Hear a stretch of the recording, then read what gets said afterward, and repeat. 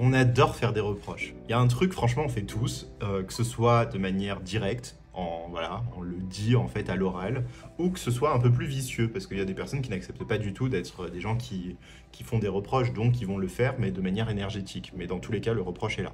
Et en fait, le reproche, moi, ça me fait trop rire, parce on a trop tendance, en fait, à faire des reproches aux gens sur les choses que nous-mêmes on fait pas. Je vous invite à regarder, vraiment, c'est assez amusant. Surtout quand on est en couple.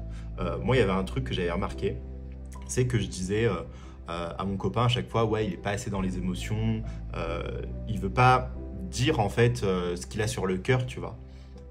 Et parce que moi, bah, bien sûr, moi je dis tout ce que j'ai sur mon cœur, voilà, tout le temps, tout le temps, tout le temps. Bah oui, moi je suis la meilleure personne du monde, forcément.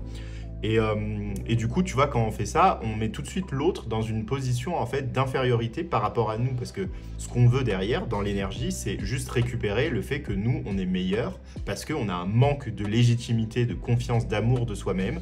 Et donc, si on peut écraser les autres autour de nous, bah, on le fait sans aucun souci, juste pour, du coup, bah, monter pas en vibration, mais en sentiment en fait d'être plus fort, meilleur, etc. Et donc en fait ces reproches-là, la plupart du temps, on les fait et on fait la même chose. Donc moi je disais du coup à mon copain qu'il montrait pas ses émotions. Donc bien sûr que moi non plus, je montre pas mes émotions tout le temps. Bien sûr que j'ai mon ego qui vient saboter le truc en mode il faut pas montrer ses émotions. Bah bien sûr, tu vois.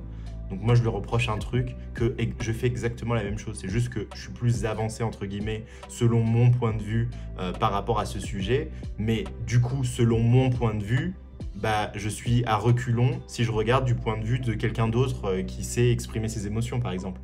Donc c'est assez facile en fait de reprocher ce que les autres ne font pas pour ne pas se voir soi-même, pour se déresponsabiliser, parce que je vous dis un truc, vraiment de récupérer la responsabilité de tout ce que vous reprochez au monde, c'est assez dur à porter. C'est assez dur à porter, pourquoi? Parce qu'il faut l'assumer le truc, il faut se rendre compte de comment on est exactement pareil. Il y a des personnes, elles se disent bienveillantes à tout va, et en fait, dans leur bienveillance, on se rend compte qu'elles sont, parce qu'elles cachent leur malveillance, bah elles sont hyper malveillantes en fait. Elles forcent les gens à agir d'une certaine manière selon leur point de vue de bienveillance. Tu vois? Alors que si tu regardes différemment, bah ça s'appelle de la dictature, ça.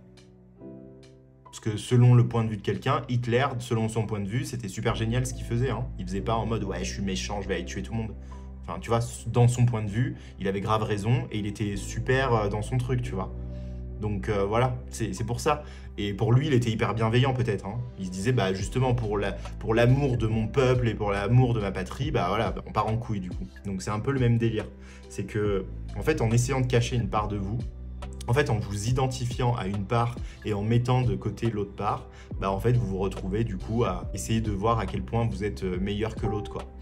Et donc ça, il y a un moyen en fait de désactiver. Et ce moyen, il est super simple. Franchement, il est super simple. C'est